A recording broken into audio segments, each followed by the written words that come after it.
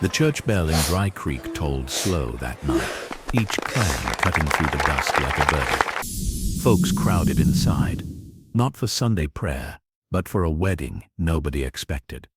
At the altar stood Eli McGraw, a rancher who'd buried his young wife years back and vowed never again. Beside him was a stranger, a black woman, whose dress was borrowed, whose eyes brimmed with tears, and whose name most had not yet heard. By the time the vows were spoken and the ink dried, they were man and wife. And when dawn broke the next morning, that same tear-streaked woman would do something that changed Eli's life forever. What she carried wasn't just sorrow, but a secret, one that would bring blood to Dry Creek streets before the week was out.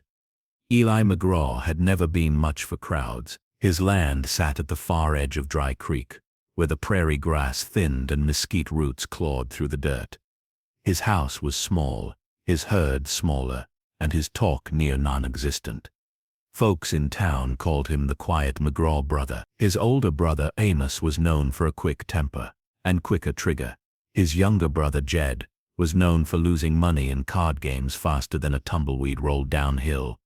Eli, he was steady as stone, stubborn as drought, and about as social as a fence post. He hadn't always been that way. Years back when he'd married Sarah, he'd laughed more, smiled easier. But fever had taken her before their second winter, and Eli had laid her in the rocky earth beneath a mesquite tree. Since then he spoke mostly to his cattle and the wind. He'd sworn off women, off families, off anything that could break him twice. So when a stranger rode into his life near sundown, asking not for water, not for food, but for marriage, Eli thought maybe the desert sun had finally cooked his brain. He was fixing fence when he saw her. A dust plume rose against the fading light, one rider pushing her horse near to death. The animal stumbled as it drew close, foam dripping from its bit. The rider slid from the saddle and nearly crumpled with it. Eli caught the reins, steadying the beast, and that's when he saw her, skin dark as hickory, dress torn and travel-stained, boots near worn through. Her hair was tied back, her eyes sharp but rimmed with exhaustion. She carried no bundle, no rifle, no kin trailing after, just herself and the weight she bore. "Sir," she said, her voice hoarse but clear, "I need your hand, tonight." No questions. Eli frowned. "My hand." Her lips trembled. "Marriage." He stared, sure he'd misheard. "I need a husband before sundown," she pressed. Her hand shook as she pulled a small leather pouch from her pocket. Coins clinked. "I can pay." Now, Eli had seen strange things. He'd seen stampedes level corrals, seen storms split the sky clean in two. But this was stranger than any of it. "You'd best explain," he said, voice flat. She shook her head, and that's when the tears came.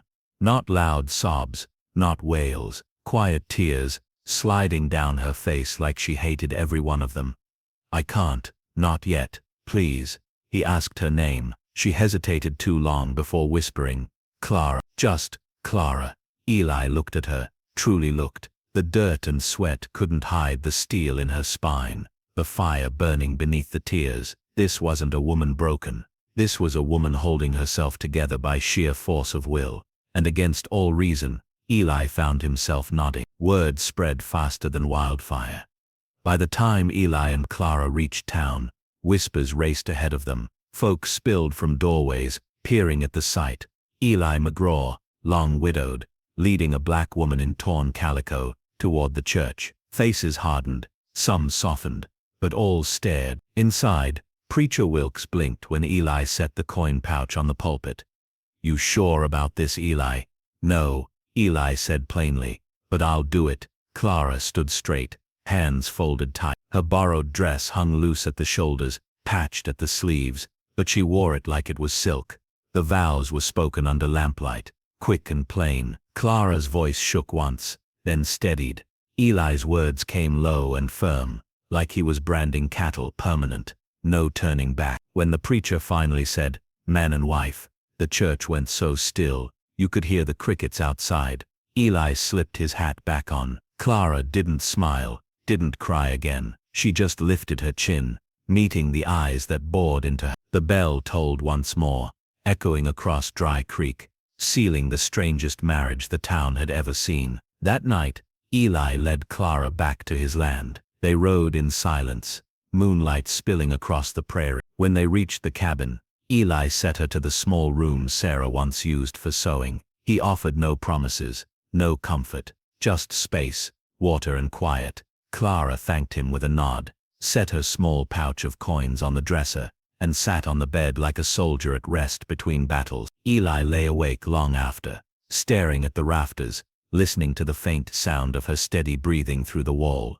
A stranger, a wife. He told himself it was just one more burden, one more fence to mend, but in his gut he knew better. When morning came, Eli rose before the rooster, as always, but the cabin wasn't quiet. Clara was already awake, fire stoked, floor swept, kettle boiling. She moved through the room like she'd lived there all her life. Eli stood in the doorway watching. For a man who'd spent years alone, the sight was both unsettling and something else he didn't name. Clara glanced up, met his eyes, and gave the smallest nod. No smile, no warmth, just acknowledgement. Then came the sound. Boots, crunching on dirt outside. Eli's hand went to the Winchester by the door before he even thought. Clara froze, hand hovering above the kettle. She didn't ask who it was, she already knew. The knock hit hard, rattling the door on its hinges. Then came the voice, smooth, taunting.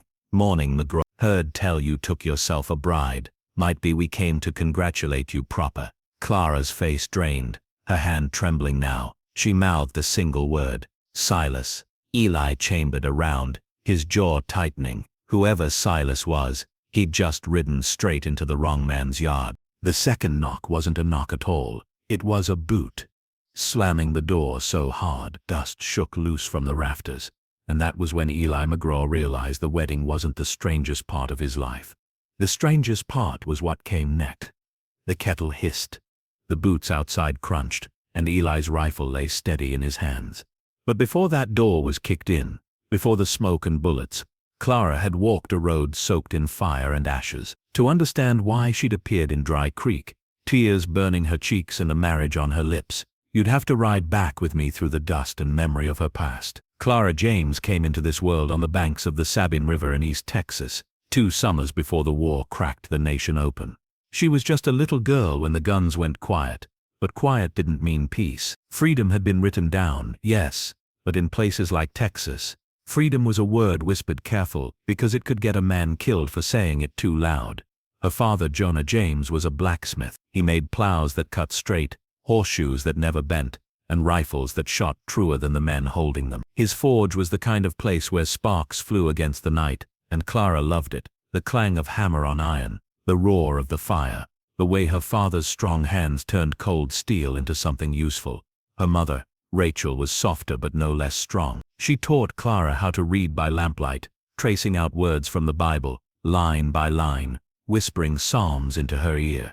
"These words," Rachel would say, "will keep you safe where iron and fire cannot." Clara learned both, the strength of steel and the shield of scripture. She needed them more than she ever imagined. He had money from nowhere honest, a gang of men who feared him more than the law, and eyes that always measured what he wanted before he spoke a word. Folks whispered that he'd run contraband during the war, made fortunes in misery, and when peace came he found new ways to profit off fear. And when he first saw Clara at market, carrying her mother's basket of cornmeal, his gaze stuck like a burr in her dress. It began with words, a tip of his hat, a compliment about her eyes, a promise of fine dresses if she'd ride with him. Clara ignored him, but Silas wasn't a man who let no stand. Next came the visits, stopping at her father's forge, dropping coins on the anvil, offering business that always ended with his eyes sliding back to her. Jonah refused him, polite but firm. Silas only smiled. When Clara turned 20, her mother fell sick. The doctor said the well was fouled. Folks whispered poison. Jonah buried Rachel under the oak tree, his hands shaking for the first time Clara had ever seen. Silas showed up at the funeral. He laid flowers on the grave, tit his hat and said, "Wouldn't be right for a young woman like Clara to stay alone.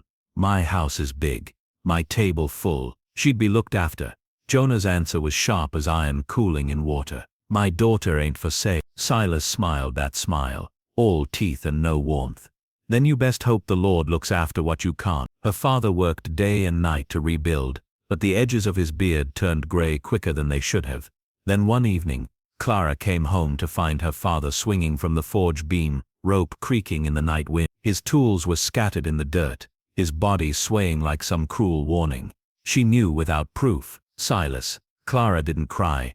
She couldn't. She wrapped her father's hammer in cloth, tucked her mother's Bible into her dress, and saddled the horse. Before dawn broke, she was riding west. The road from East Texas to the Panhandle is long, hard, and cruel. Clara rode it mile by mile, scraping by where she could. She mended clothes for ranchers' wives, nursed sick children in exchange for bread, and slept in haylofts when folks were kind enough to offer. But she was never far enough ahead. In Waco, a storekeeper told her 3 men had asked about a colored woman with fire in her eyes. In Abilene, a widow whispered that riders had flashed silver dollars, hunting her trail. So Clara learned to travel at night. She kept her hand on her father's hammer, slept with her back to canyon walls, and moved like a shadow. But no matter how far she rode, Silas was always close. 2 nights before she reached Dry Creek, Clara camped in a dry arroyo. She was bone-weary, her horse stumbling, her stomach hollow. The moon rose, silvering the rocks, and for the first time in weeks, she dozed without fear. A snap woke her, a twig under boot. Her hand closed on the hammer. "Easy now," a voice drawled from the shadows. "Ain't here to hurt you, unless you make me." A man stepped into the moonlight. Red hair, scar under his chin, one of Silas's. Then another shape followed, taller, broad-shouldered, revolver gleaming in the pale light. Silas Ketchum himself. "Well now," he said, smooth as oil. "Ain't this something?" Rode a long way to catch up Clara. Her grip tightened on the hammer. "Your daddy was stubborn," Silas went on, circling her like a wolf. "Cost him his life. Don't make the same mistake. Come back with me and you'll have more than you ever dreamed. Keep running, and you'll find yourself like him, hanging cold." Clara's voice shook, but she lifted her chin. "I'd rather hang than belong to you." Silas chuckled low, stepping closer. "Oh, you will, but not before I've had my say." She swung the hammer. The iron cracked against the red-haired man's wrist, his revolver clattering into the dust. She scrambled onto her horse, bareback, kicked hard and tore into the night. Bullets sang past her ears. She didn't look back. By the time the first pale light touched the horizon, Clara's horse was foaming and stumbling, her own body shaking with exhaustion. She rode blind, her mind a blur of fear and fury. That's when she saw the hand-painted sign nailed crooked to a post. "A nowhere town. Forgotten. Small enough, maybe, for her to vanish." She pressed her heels into her horse's sides and prayed the animal would hold. But in her gut she knew Silas wasn't far behind. She reached Eli McGraw's fence line at sundown. The sight of him, broad-shouldered, steady, hammer in hand as he fixed wire, might as well have been an answer to prayer. He looked at her with suspicion, sure, but not the hunger she saw in other men's eyes. He looked like a man rooted to the earth, too stubborn to bend. In that instant, Clara knew what she needed. Not food, not water. A shield, a name. Something the law or even Silas might hesitate to cross. So she asked, "Sir, I need your hand, tonight." No questions, and against his own vow, Eli McGraw said yes. Now, back at that cabin with dawn breaking, Clara knew the storm she'd outrun had finally caught her. The boots outside shifted in the dirt. A voice called, smooth and mocking. "Morning, McGraw. Heard you took a bride. Might be we came to pay respects." Eli's hand gripped the rifle tight. Clara's breath caught in her throat. The past she thought she'd left behind had just knocked on Eli McGraw's door. Eli chambered around, his jaw like stone. "Then let's make sure it ain't us." The second knock wasn't polite at all. It was a boot, slamming the cabin door hard enough to rattle the skillet on the wall. Eli stood to the side of the frame, Winchester raised steady as stone. Clara froze by the hearth, her hand still hovering over the kettle. Then came the voice, smooth and lazy. "Morning, McGraw. Heard tell you took a bride. Thought we'd come offer our blessings." Clara's breath caught. Her lips shaped the word without sound. "Silas." Eli's eyes narrowed. "If it's blessings you're bringing, Best leave 'em at the church. This is my house. A chuckle rolled through the yard. Boots scuffed in the dirt. Horses shifted. No, Eli. This ain't your house anymore, it's mine. The moment she walked in, glass shattered across the floor. Eli ducked low, fired back, and saw a shadow dive behind the water trough. Clara didn't scream. She dropped to her knees, grabbed the Spencer rifle Eli shoved toward her, and shouldered it like she'd done it all her life. When the trough's shadow lifted just enough, she fired. A grunt, then silence. That's one, she said, chambering another round. Eli gave her a sharp nod. Stay low. Another shot came, closer, splinters flying from the doorframe. The cabin filled with the smell of powder and smoke. Outside, Silas's voice carried. Careful, boys, lady's got a bite. McGraw, she stole from me. A book, you handed over, and maybe I let you keep your land. Clara's knuckles whitened.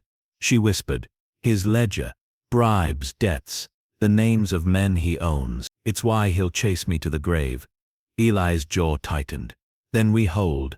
Torch flew through the broken window, hit the floor and rolled. Flames licked up the boards. Clara grabbed a bucket, doused it, steam hissing. Another torch followed, then another. The room filled with choking smoke. Eli cursed, kicked the table aside and laid down steady shots. 2 riders fell screaming in the dust. But there were more, always more. Through the smoke, Silas's voice turned sharp. This ends easy if you step aside. Otherwise I'll burn you out like I did her daddy. Clara's face went rigid. Don't you say his name, she shouted, and fired through the window. The recoil slammed her shoulder, but she stood tall. Eli glanced at her, surprised by the fury in her eyes. She wasn't just fighting for her life. She was fighting for every wrong Silas had carved into her past. Boots hammered against the door.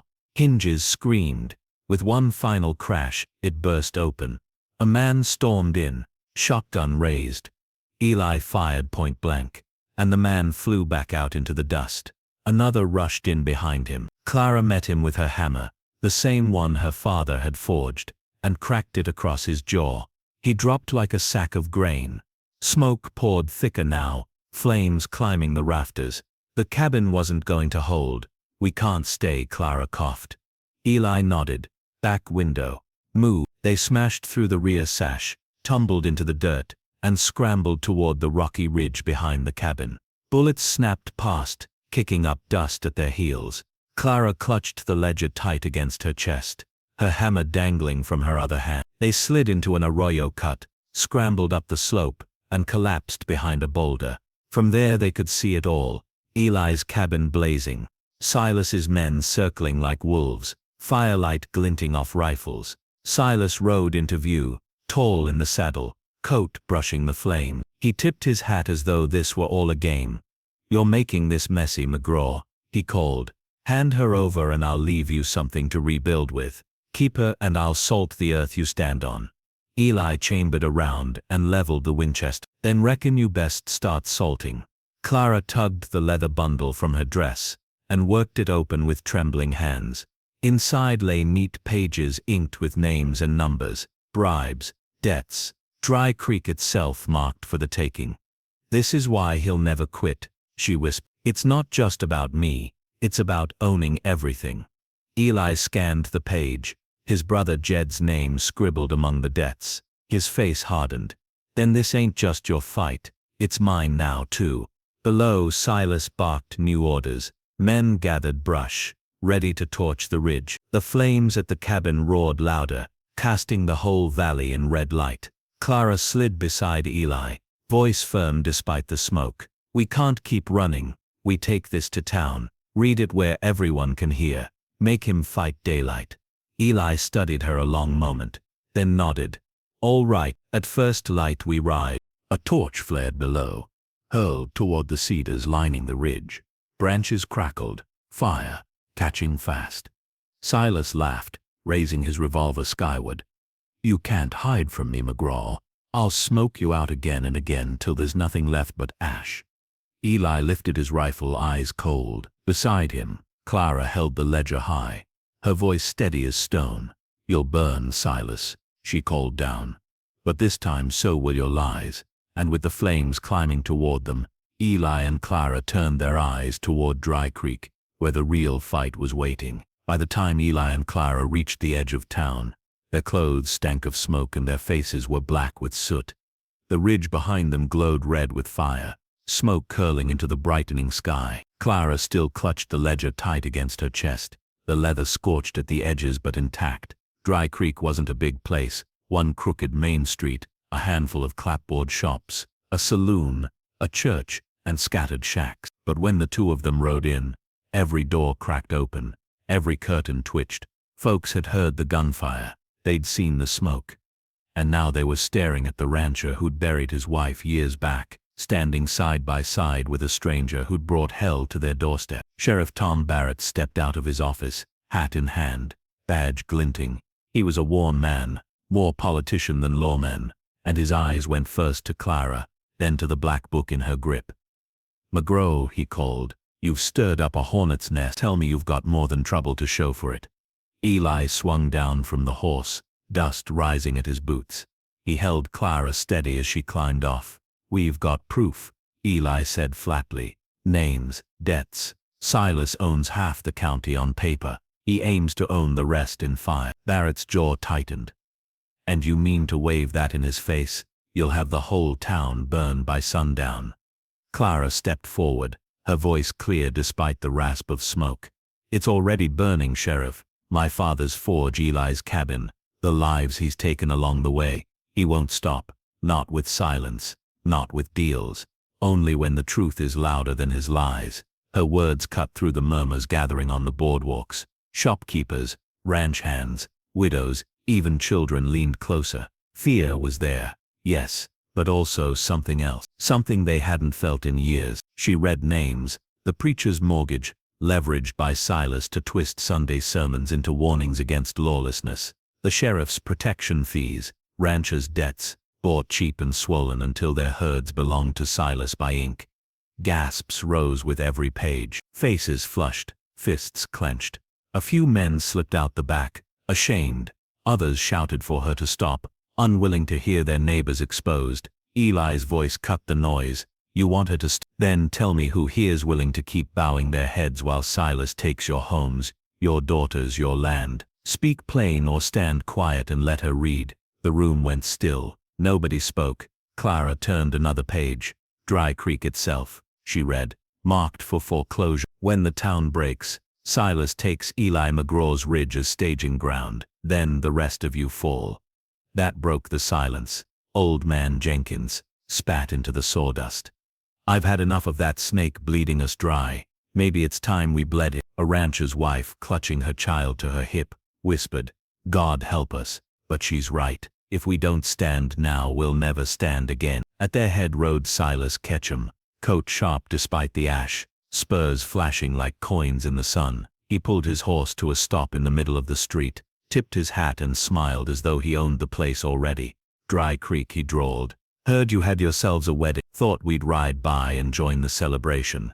His men spread out, blocking both ends of the street. A dozen rifles glinted in the morning light. Inside the saloon, voices hushed. Eli felt the air tighten like a rope pulled taut. He stepped out first, rifle slung but ready. Clara followed, ledger clutched in her hands. Gasps rippled through the crowd, spilling onto the boardwalks. There they stood, side by side, husband and wife by law if not by choice, facing the man who wanted them both buried. "You've made yourself awful busy for a quiet man. Tell you what, hand her over, hand me what she stole and maybe I'll let you keep breathing." Eli's voice was calm, carrying down the street. "You want her, you'll have to take her, and you'll bury men trying." Clara raised the ledger high, her voice ringing clear. "You all want to know what Silas fears most. Not bullets, not fire. This, the truth," she read aloud. "Debts, names, sums, all tied to Silas." The sheriff winced when his name came. The preacher shifted on his feet, but others leaned forward, anger simmering hotter than fear. Silas's face tightened, just a flicker, but enough. His mask of charm cracked. "Darlin'," he called, voice sharp, "you keep reading and you won't live to finish the page." Clara's chin lifted. "Then I'll read fast." Nobody knew who fired first. A crack split the air, wood splintered off the barber's sign, and the street erupted. Silas's riders opened up, bullets tearing into boards and windows. Eli dropped to one knee, firing steady, measured. Clara crouched behind him, clutching the ledger even as the air screamed with lead. From the boardwalks, townsfolk who'd spent years bowing to Silas finally lifted their own rifles. Old man Jenkins leaned from the store window and dropped one of Silas's men clean off his horse. A ranch hand shouted and fired from behind a trough. Even Sheriff Barrett, shame burning his face, drew his Colt and stepped into the street. Dry Creek had bent for years, but in that moment, it broke the other way. Dust and smoke choked the street. Horses screamed, men cursed and fell. Eli and Clara fought back to back, covering each other without a word. At last, Silas's men faltered.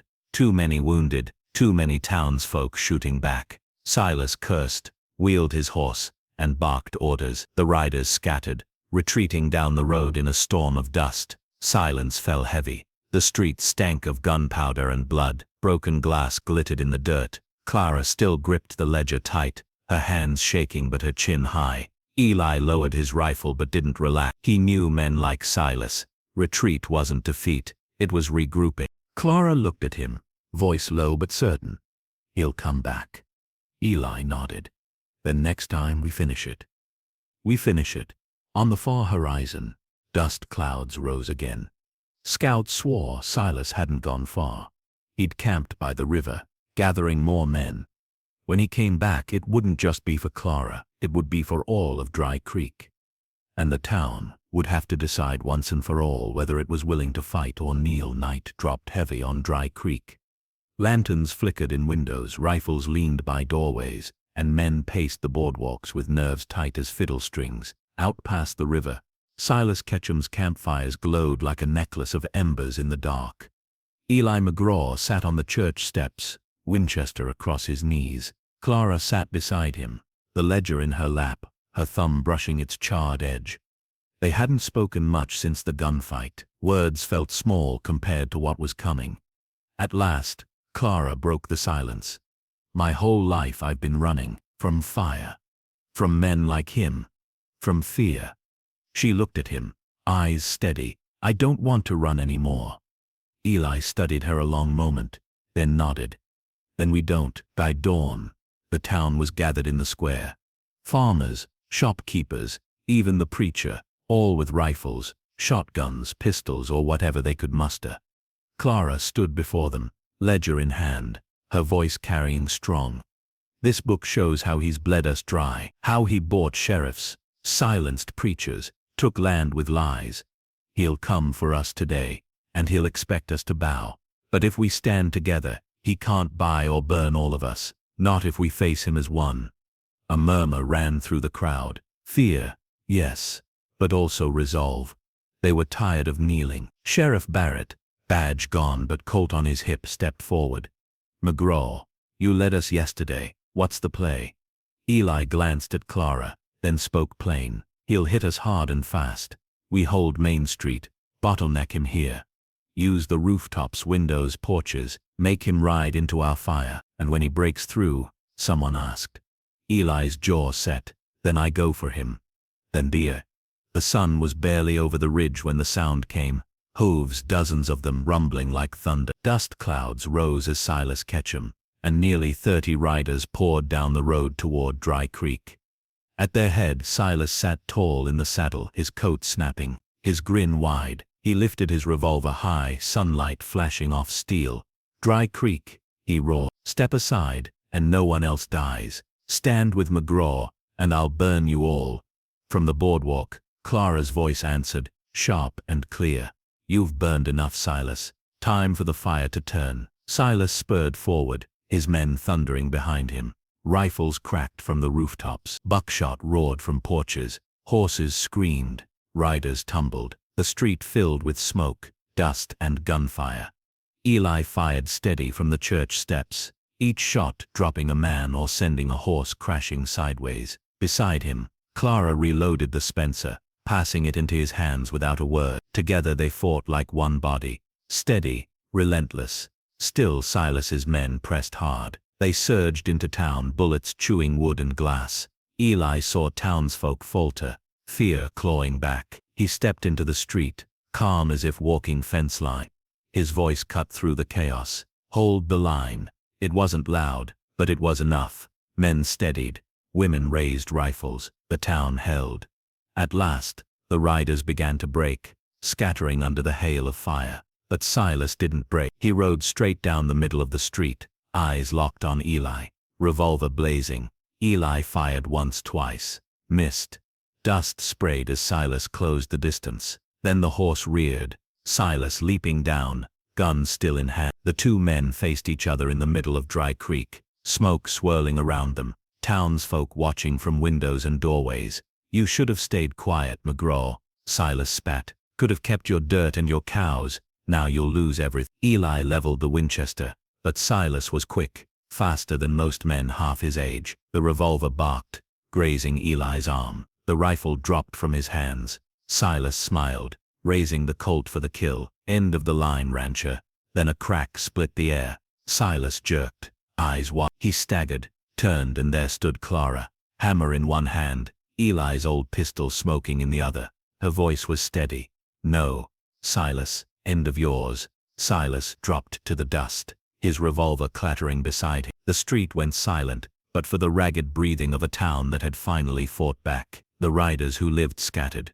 Some dropped their guns and begged mercy. Others fled into the hills. Dry Creek didn't chase. The fight was done. Eli stood over Silas's body, arm bleeding, face grit. Clara came to his side, ledger still clutched tight. You saved me, he said quietly. Clara shook her head. We saved each other, and maybe this town too. Sheriff Barrett limped forward, holstering his Colt. Ledger like that. We'll send it to Austin. Let the state hang what's left of his empire. He looked at Clara with respect he hadn't shown before. You've done more for this county in 2 days than I've managed in 10 years. Clara didn't smile. She just tightened her grip on the book, then let it Days later the smoke had cleared, the dead buried, the ledger on its way to the capital. Dry Creek began to breathe again, slower, freer. Eli rebuilt what he could of his cabin with neighbors' help, but when he laid the first board, Clara was there, sleeves rolled, hammer in hand. She worked beside him, sweat streaking her brow, no hesitation in her movements. That night they sat by the fire, not strangers anymore. Eli stared into the flames, voice low. I swore I'd never take another wife. Figured the land was enough company. Then you rode in, tears on your face, fire at your back. I thought you'd be the death of me. Clara's eyes softened, and now, he looked at her steady as always. Now I reckon you've given me a life worth living again. She reached out, her hand covering his. Then we'll live together. If you'd asked the folks of Dry Creek a month later how it all began, they'd point back to that strange night when a quiet rancher married a stranger in tears. They'd tell you how the next morning she changed his life forever. Not with riches, not with promises, but with courage. Eli McGraw had been a man waiting to die, chained to grief. Clara James was a woman hunted by fire, refusing to bend. Together they gave a broken town its spine. And if you're wondering whether love grew from it, well, you don't survive fire and gun smoke, side by side, without something stronger than fear binding you. Sometimes the Lord sends you salvation in the shape you least expect. For Eli McGraw, it came riding in at sundown, dressed in dust and tears, carrying a book full of names, and the courage to change his world forever.